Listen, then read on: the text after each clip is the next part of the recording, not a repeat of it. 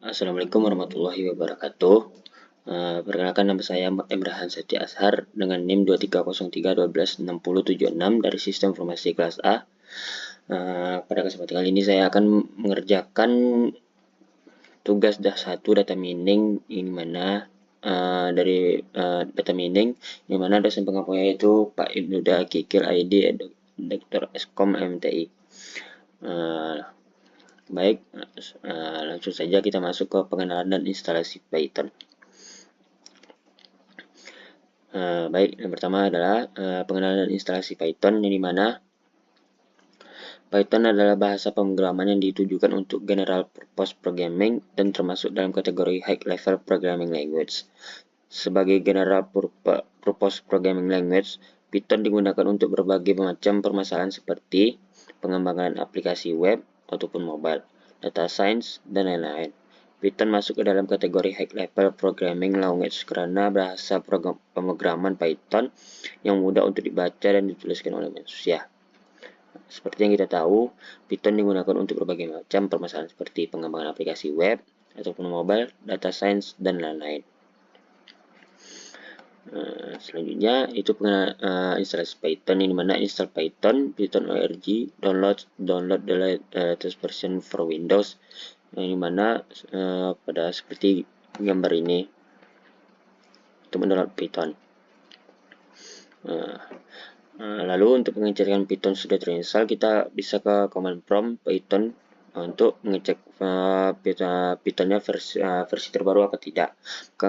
Jika setelah mengetik Python version, maka akan tertulis versi Python yang terinstall. Baik, selanjutnya install Jupyter Notebook. Itu langsung aja dijalankan di command prompt seperti pip install Jupyter, pip install Notebook, dan Jupyter Notebook. Seperti ini contohnya. Di sini saya mengetik pnp install Jupyter untuk menginstal Jupyter. Lalu saya langsung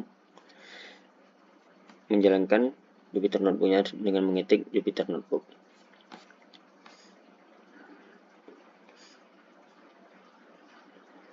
Anda akan keluar tampilan seperti ini.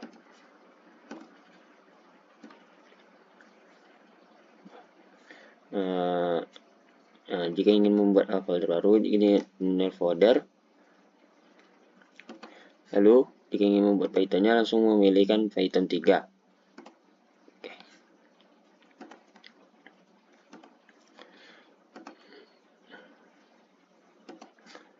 Oke, lanjut. Lanjut ke pengenalan Python, yang dimana struktur bahasa Python ada beberapa struktur. Yang pertama yaitu ada statement dengan instruksi yang diberikan secara baris per baris untuk dijalankan oleh program. Lalu yang kedua ada variabel, pengidentifikasian yang digunakan untuk menampung sebuah data atau informasi. Dan yang ketiga ada literal, data atau informasi yang digunakan untuk mengisi suatu variabel. Dan yang keempat ada operator, simbol-simbol yang digunakan untuk mengubah nilai dari satu variabel dengan melibatkan satu atau lebih variabel dan literal. Yang kelima ada reserved words, ini mana kumpulan kata-kata yang memiliki makna khusus dalam bahasa pemrograman Python dan tidak dapat digunakan untuk variabel dan literal. Yang keenam ada white space. Pada bahasa Python, spasi dan tab memiliki makna khusus yang untuk menandai serangkaian blok dalam kode Python. Dan yang ketujuh ada comments, merupakan sekumpulan teks yang dituliskan di dalam sebuah program yang tidak akan mempengaruhi hasil dari sebuah program. Lanjut, dari pengenalan Python ada variabel.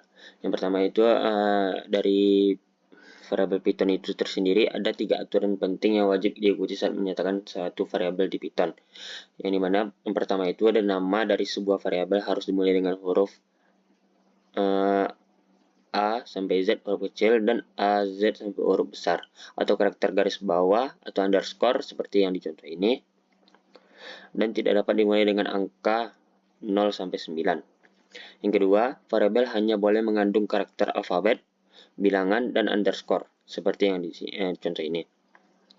Lalu yang ketiga, variabel bersifat case sensitif yang mengartikan bahwa variabel tinggi, dan tinggi merujuk pada 3 variabel berbeda.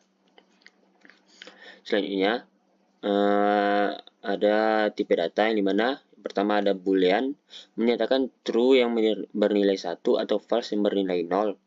Lalu ada string yang dimana karakter atau kalimat diapit tanda seperti ini atau ini 2 titik di atas atau titik 1 di atas.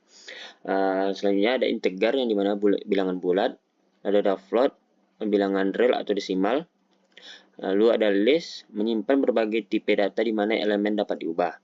Lalu ada tuple menyimpan berbagai tipe data di mana elemen tidak dapat diubah. Dan set menyimpan berbagai tipe data di mana setiap elemen bernilai unik. Lalu ada dictionary menyimpan berbagai tipe data berupa pasangan penunjuk dan penilai. Lalu selanjutnya ada operator, di mana ada operator tambah, kurang, pembagian, perkalian, perpangkatan, modulus. Di sini perkalian digunakan sebagai bintang 1 dan perpangkatan digunakan sebagai bintang 2. Lalu modulus digunakan dengan persen.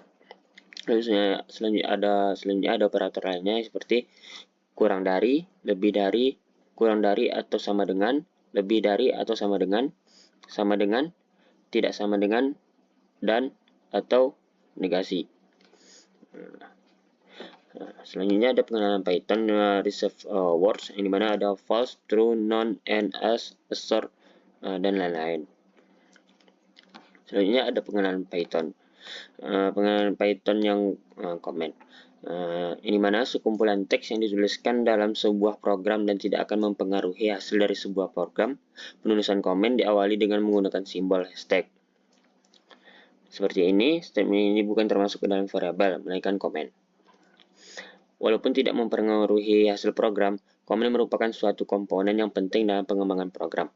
Hal tersebut dikarenakan komen dapat diselipkan sebagai media komunikasi dengan orang lain. Contohnya digunakan untuk memberi petunjuk mengenai isi dari statement. Saya juga udah. Baik, kita langsung saja mengerjakan latihan 1 karena saya sudah mengikuti langkah-langkah dari pengenalan Python semua. Baik, langsung saja saya akan mengerjakan latihan 1 ini mana baik, selanjutnya saya akan mengerjakan latihan 1 dari praktikum data mining. Langsung saja ke soal satunya. Yang dimana soal yang pertama itu adalah buatlah sintaks pada Python untuk membuat data di bawah ini. Yang pertama ada data bertipe list dengan elemen berupa merek handphone, Samsung, Oppo, dan Vivo. Langsung saja kita masukkan kodenya ini, handphone, Samsung, Oppo, Vivo. Lalu kita print data list awal dan handphone. Keluarlah hasil printnya dengan ini, data list awal, Samsung, Oppo, dan Vivo. Selanjutnya kita akan dan yang soal nomor 2 itu hilangkan merek handphone Oppo dan masukkan iPhone untuk menggantikan Oppo pada data A. Langsung saja kita masukkan kodenya. Pertama itu ada handphone remove Oppo dan handphone iPhone. Lalu kita print data list setelah diubah handphone. Lalu keluarlah output seperti ini, data list setelah diubah Samsung, Vivo, dan iPhone. Lalu soal yang ketiga itu ada C, data bertipe tuple dengan elemen berupa nama bulan pada kalender Masehi. Langsung saja ini malam 5 kita buat bulan dari Januari, Februari, Maret, April, Mei, Juni, Juli, Agustus hingga Desember. Lalu kita print data tuple bulan. Dan keluarlah data tuple bulan seperti Januari, Februari, Maret, April hingga Desember. Lalu yang ke 4 ada tampilkan bulan ke 4 hingga ke 8 pada data C. Langsung saja kita print yang dari mana dari bulan ke 4 sampai ke 8, bulan 3 titik banding 8, dimana keluar outputnya bulan ke 4 sampai ke 8 itu April, Mei, Juni, Juli, Agustus. Selanjutnya yang kelima adalah data bertipe dictionary dengan elemen berupa nama mahasiswa, NPM atau NIM, dan domisili. Di sini saya membuat data diri saya sendiri sebagai mahasiswa yang dimana nama saya Muhammad Syafri Azhar dengan NIM 230312676. dan domisili saya Pekanbaru. Lalu saya print data dictionary mahasiswa dan keluarlah output seperti data dictionary mahasiswa seperti nama, MDC Azhar, dan ini Pekanbaru. Lalu kita lanjut ke soal nomor 2.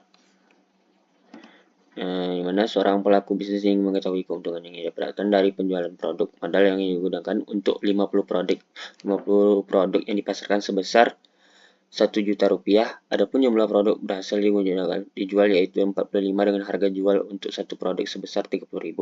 Buatlah kalkulator sederhana untuk menyelesaikan kasus tersebut dengan menggunakan Python. Langsung saja kita masuk ke dalam Pythonnya. Baik, yang pertama itu ada modal total yang kita hitung adalah 1 juta dengan total produk 50 dan produk terjualnya adalah 45. Lalu harga jual per produknya itu ada 30.000. Langsung saja kita masukkan dengan modal dipakai sama dengan modal produk terjual dikali total produk. Lalu total penjualan sama dengan produk terjual, harga produk terjual dikali harga jual. Dan keuntungan total penjualan dikurangi modal dipakai. Langsung saja kita print yang dimana modal awal 50 produk, modal total dengan modal total 50 produk 1 juta.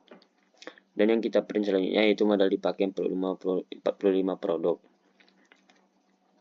Dimana modal dipakai ini salah dengan modal dipakai itu per produk itu 20.000. Selanjutnya print total penjualan dengan total penjualan itu 1.350.000